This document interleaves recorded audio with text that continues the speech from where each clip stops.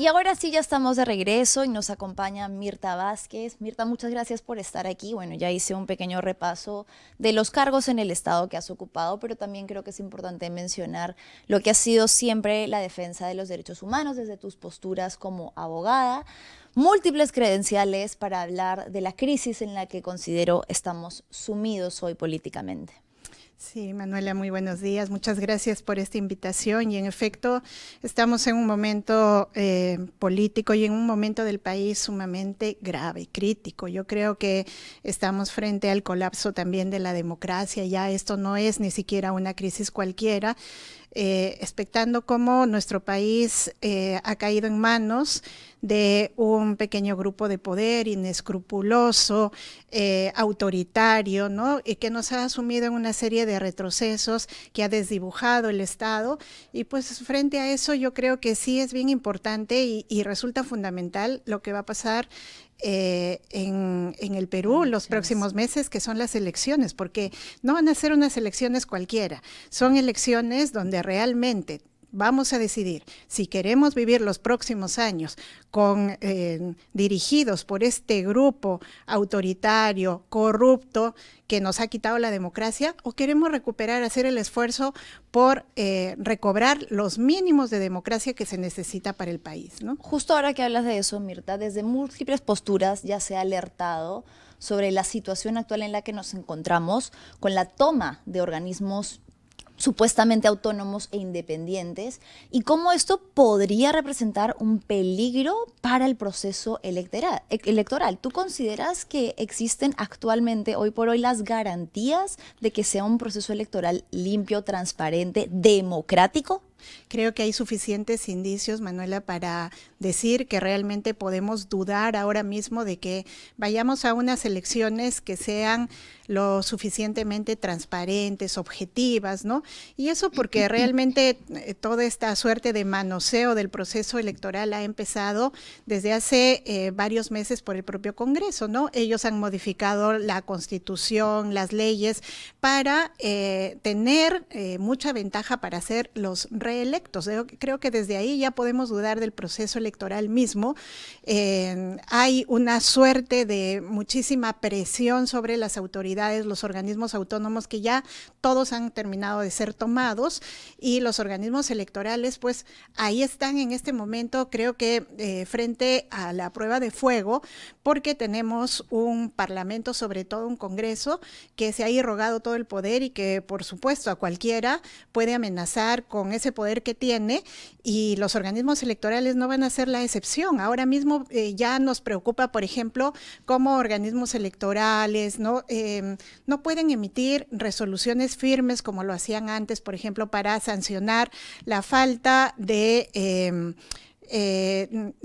independencia. En este momento las autoridades no pueden hacer proselitismo político y lo hacen de una manera descarada, ¿no? Claro, el Congreso mismo fue el que aprobó eso. Exactamente. Y cómo los organismos electorales tímidamente pues avisoran algo, señalan algo, pero no son capaces de sancionar. Miren ustedes lo que ha pasado con el tema de, por ejemplo, la señora Fujimori presenta su campaña, ven a personal del Congreso, ven la Cámara. Una serie, sí, de la Cámara del Congreso, ¿no? Se están utilizando una serie de recursos del Estado y pues finalmente han dicho que no pasa nada, que Rospigliosi no tiene la culpa de nada. Acá no hay mayor motivo como para imponer una sanción. Eso ya es grave, ¿no? Eso es grave porque vemos organismos totalmente debilitados frente a un gran poder que se quiere imponer y que creo que en las elecciones va a tratar de dirigir un poco, o tratar de, esperemos que no suceda así, que yo me equivoque, pero lo más grave sería que trate de alguna manera tergiversar, manipular la voluntad popular, ¿no? Son varias cosas, ¿no? Creo que también esto me lleva a hacerte la siguiente pregunta.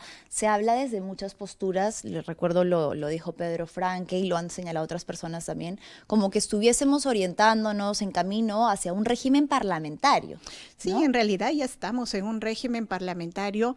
Muchos constitucionalistas ya señalan que este es un parlamentarismo exacerbado, porque miren, todas las modificaciones que han generado en la Constitución y en las leyes han permitido que el principio de equilibrio de poderes que nos enseñan, sobre todo los abogados todo el tiempo, que eso es la garantía, digamos, del Estado constitucional de derecho, de la democracia, eso ha desaparecido.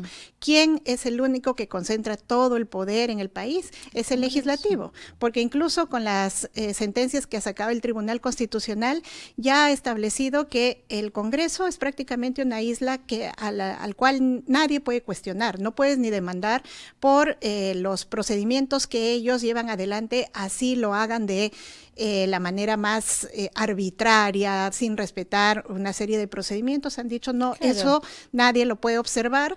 Y por otro lado, tenemos realmente también a un ejecutivo que ha sido totalmente debilitado. Le han quitado pues todas las facultades de control que se supone que tiene que haber entre poderes, ¿no? Antes existía, por ejemplo, como mecanismo de control la cuestión de confianza y la posibilidad de que se cierre el Parlamento ante una actitud, digamos, obstruccionista de algún Congreso, y ahora ya le han quitado esa posibilidad. Entonces, el Congreso tiene todas las prerrogativas, mientras el Ejecutivo, mientras el Judicial, básicamente, van a tener que subyugarse, digamos, a lo que este Parlamento diga, con lo que va a venir ahora mismo, porque básicamente ahora se ha reconfigurado el Parlamento, ya no es un Parlamento solo de 130 congresistas, sino es un Parlamento bicameral, donde son 130 diputados más 60 senadores, donde además esos 60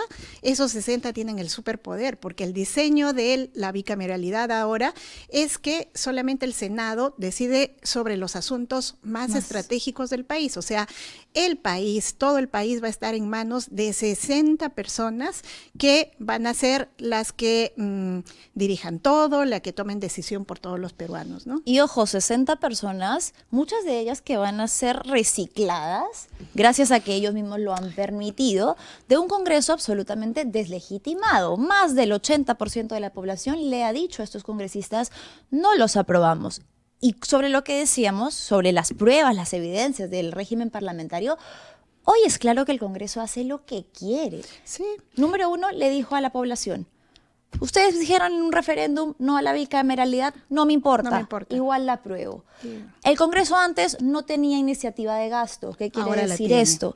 Que no podía decidir sobre los presupuestos, y ahora es él mismo el que dice, para mí tanto, para lo demás, yo voy a decidir quién recibe. Mira lo realmente exagerado y ya grosero que resulta que mientras el Parlamento se asigna 1.600 millones de soles, que es como 4 veces el presupuesto que teníamos cuando yo dirigía el Parlamento, y era un presupuesto ya que yo veía que era exagerado realmente, y mientras tanto se descuidan las cosas fundamentales del país. Tenemos a los chicos de beca 18 que no van a poder estudiar, que han sido prácticamente estafados por su propio Estado, porque simplemente les dicen no hay plata para ustedes, no hay plata para educación, no hay plata para salud. En este momento, los únicos que realmente tienen plata y se pueden irrogar el presupuesto es el propio Parlamento, ¿no? Entonces resulta realmente grosero, y por eso resulta fundamental, Manuela, en este momento pensar qué significan las próximas elecciones y qué rol jugamos en esas elecciones, ¿no? Tú ya habías señalado antes que el Estado fallido viene gestándose de mucho tiempo atrás. Tú has formado parte del Estado también en algún momento desde diversos cargos, has estado junto a Pedro Castillo. ¿Cómo ves ese declive? ¿Consideras que hay un mea culpa que hacer de las promesas que se depositaron en el gobierno de Castillo y que muchos sintieron traicionadas? Yo siempre he dicho, Manuela, que voy a ser muy autocrítica incluso del gobierno del que yo he sido parte, porque yo creo que fue un gobierno que realmente, del cual la gente esperaba seguramente mucho más, que hubieron varios errores, el presidente no estuvo bien asesorado, por supuesto, hay que atribuirle muchas cosas que seguramente son cuestionables, pero el declive del Estado no empieza a partir de Castillo. La corrupción no empieza a partir de Castillo, esto es una cosa progresiva que se gestan desde gobiernos atrás y que sobre todo en este gobierno de la derecha con su marioneta Dina Boluarte terminaron de sepultar, porque por ejemplo se habla, ahora en el Estado realmente ya no se respeta, por ejemplo, la meritocracia, pero miren, sí, en el gobierno de Castillo hubieron personas cuestionables seguramente en los cargos, pero miren lo que pasó en el gobierno de la derecha y de la señora Boluarte. Lo que hicieron básicamente es enterrar a servir, que era el organismo que lo que ha permitido es que por lo menos controlemos la calidad de la burocracia. Entonces lo han desaparecido, lo han debilitado totalmente al punto de que ya no tiene ningún rol y entonces por eso es que pueden meter al Estado a cualquier persona. El gabinete de la señora Boluarte tenía de los 19 ministros a 11 que estaban investigados. Era una exageración. Claro, sale el Congreso a criticar que la falta de calidad de burocracia en el gobierno de Castillo, pero miren lo que pasaba mientras tanto en el Congreso. Los congresistas metiendo a quien se le daba la gana, incluso a gente vinculada con redes de prostitución para que trabajen en el Congreso. El Congreso se ha vuelto un espacio donde básicamente es la agencia de empleo de los congresistas. ¿Y qué dicen ellos cuando se les descubre que el hijo, el sobrino, que la nuera están cuestionados? A un congresista le decían, oiga, pero en su despacho hay una persona que no cumple con los mínimos requisitos. Y él decía, bueno, es que yo veo el corazón de las personas. Claro, son muy ágiles para criticar a determinados gobiernos que consideran pues gobiernos, por supuesto ellos han vetado muchísimo a un gobierno como el de Castillo, pero no han mirado a otros gobiernos que iniciaron con todo este proceso de declive del Estado y no se critican ellos mismos que realmente están provocando en este momento yo creo que una situación catastrófica de nuestro país, ¿no? Nunca se ha visto tanto descaro en la burocracia del Estado, cómo se reparten los presupuestos, cómo se roban la plata, cómo nombran entre ellos, hasta sacan leyes, fíjense la última ley que ha sacado el Congreso, en la que básicamente ellos se aseguran puestos de alto nivel para los próximos años, ¿no? Porque como ministros. Como ministros, etcétera, porque dice que la experiencia de haber pasado por un cargo de elección pública ya es válida para que ellos ocupen cualquier cargo de alto nivel. Miren ustedes cómo han destrozado la burocracia y ellos nos van a hablar de que realmente la burocracia ha terminado destruida en determinado gobierno. No, ellos la están enterrando ahora mismo. Claro, creo que falta también hacerse una pregunta, independientemente si el gobierno de Pedro Castillo fue bueno o fue malo, que no lo voy a determinar yo, gobiernos anteriores, incluso al de Pedro Castillo también, falta hacerse la pregunta si con PPK, si con Humala, si dejaron gobernar alguna vez a alguien que no fuese ellos mismos. Creo que hay una bancada mayoritaria que ha tenido una labor constante de oposición, pero no de una oposición política dialogante, sino de obstruccionista. Desde el 2016 lo que tenemos es al fujimorismo tratando de gobernar el país desde el Parlamento. Y lo logra con sus aliados. ¿Quién está gobernando ahora nuestro país? Es este señor Geri, que en realidad no tiene capacidad para nada y que lo único que sabe hacer son sus TikToks. No, él es solamente la imagen, él no tiene ningún poder. Quien está tomando las decisiones es el Parlamento y dentro del Parlamento, ¿quién? El fujimorismo. El fujimorismo y sus satélites, ¿no? Que son los que toman decisiones de qué hacer en el Estado, cómo repartirse el presupuesto, a quién meter al Estado, cómo determinar, por ejemplo, y cómo gobernar las propias instituciones. Ellos están manejando todas las instituciones estratégicas del Estado. Entonces, de verdad, no vengamos en este momento, tenemos que ser sumamente claros en decir y en denunciar quiénes están manejando un país como si fuera su botín. Y ha sido uno tras otro, ¿no? Igual lo mismo fue cuando estuvo Martín Vizcarra en el poder, o sea, ha sido algo perenne. Quisiera, Mirta, hablar un poco, antes de que nos gane el tiempo, de tu situación actual, porque creo que más allá de lo personal, también es un reflejo de cómo ciertas posturas han naturalizado criminalizar los derechos humanos y llamar a defensores de derechos humanos y a personas con posturas progresistas terrucas, el terruqueo vale de la misma palabra, terroristas, terruqueo, y pienso que en un contexto tan polarizado es sumamente delicado el permitir que este discurso siga ganando espacios, ¿no?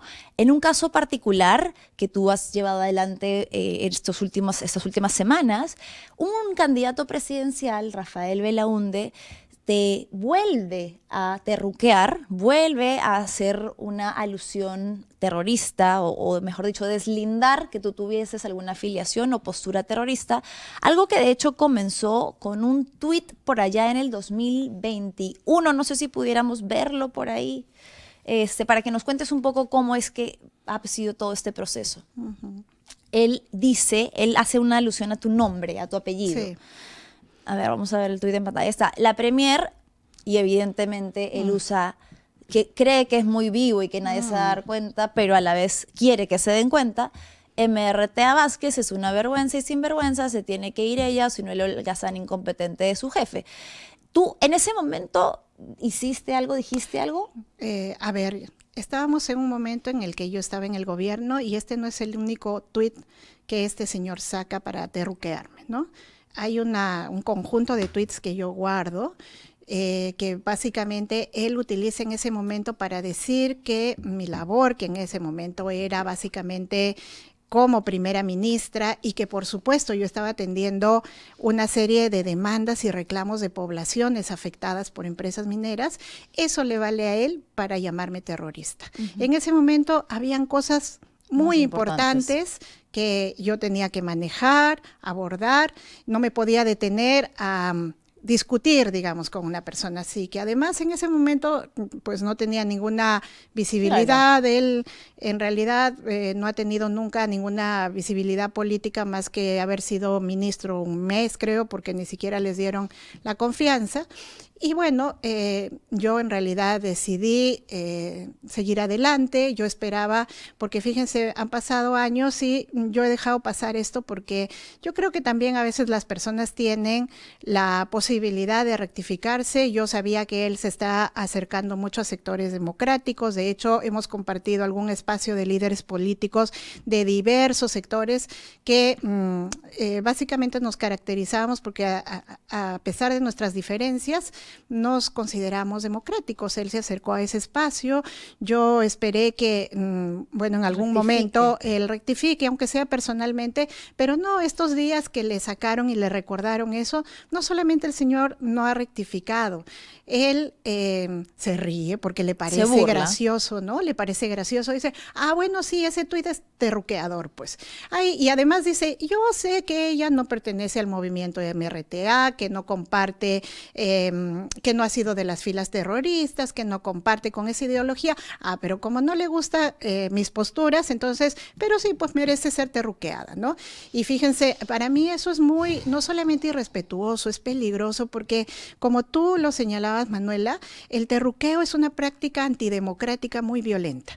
Es muy violenta, ¿por qué? Porque lo que está detrás es la política del enemigo. Tú no puedes soportar que una persona piense diferente que tú y con eso lo que buscas es no solamente anularla y estigmatizarla, sino justificar que alguien la ataque. En este país es muy grave, ¿saben por qué? Porque por culpa del terruqueo hay personas muertas. Hay personas muertas y recordemos a nuestros hermanos en el gobierno de Boluarte. ¿Qué les dijeron? Terroristas. Les dijeron que los mataban por terrucos.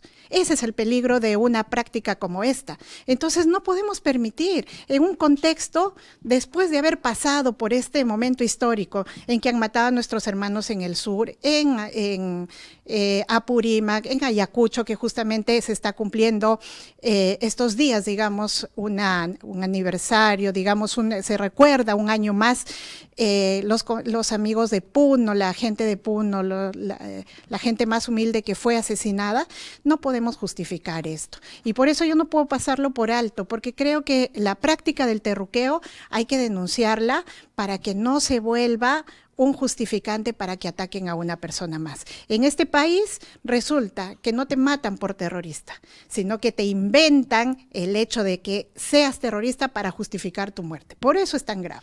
Entonces, no vamos a dejarlo pasar. ¿Eso quiere decir que vas a tomar acciones legales? Sí, yo tomaré acciones legales seguramente. Lo voy a hacer de manera, yo creo que lo más también tranquila posible, porque creo que hay que plantearlo bien, pero sí creo que es una cosa que no puede pasar por alto, ¿no? Y dice dos cosas preocupantes de un candidato. La primera es que es incapaz de pedir perdón. Sí.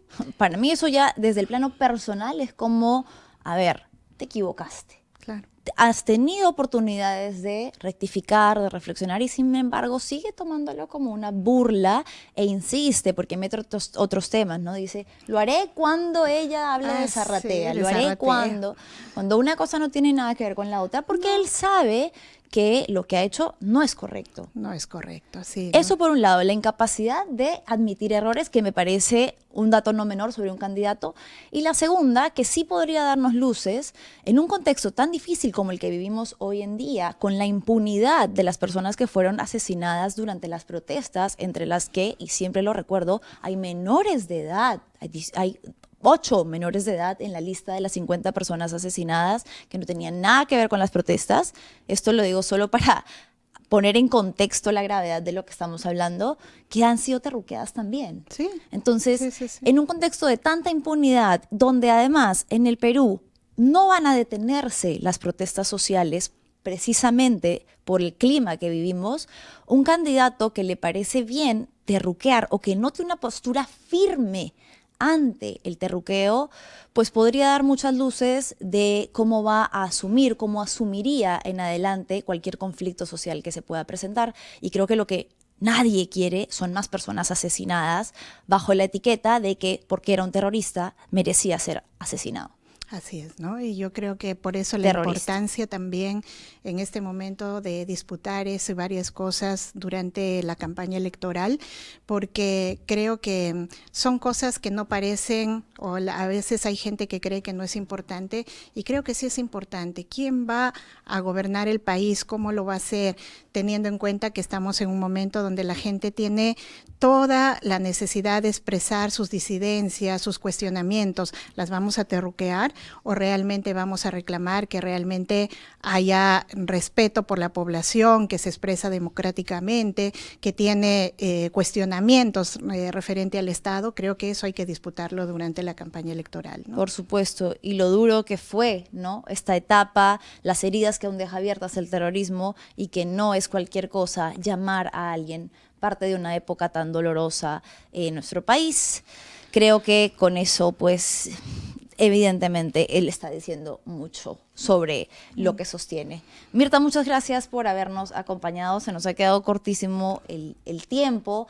Se viene una importante contienda electoral. No sé si quisiera señalar algo último sobre esto. Bueno, sí, hay una contienda electoral muy importante para nuestro país y creo que ahí ¿No participaste esta vez? ¿Hubo invitaciones? En realidad sí hay invitaciones y de hecho yo quiero comentar que un grupo de compañeras que venimos de Izquierda Democrática, donde estamos compañeras que ya hemos asumido algunos roles como Indira Wilca, Ruth Luque, nos acompañan otras compañeras como Rocío Silva, que estamos en un espacio donde estamos debatiendo cuál va a ser nuestro rol. Han habido algunos acercamientos de partidos políticos, estamos realmente con algunas, en este momento, con conversaciones bastante avanzadas con un partido específicamente que es Ahora Nación, que ha tenido la digamos, la deferencia, además de no solamente de invitarnos a dialogar, sino que de ser abierto para escuchar nuestras posturas. Yo creo que en este momento lo que necesitamos son partidos, son frentes democráticos que se consolidan, ¿no?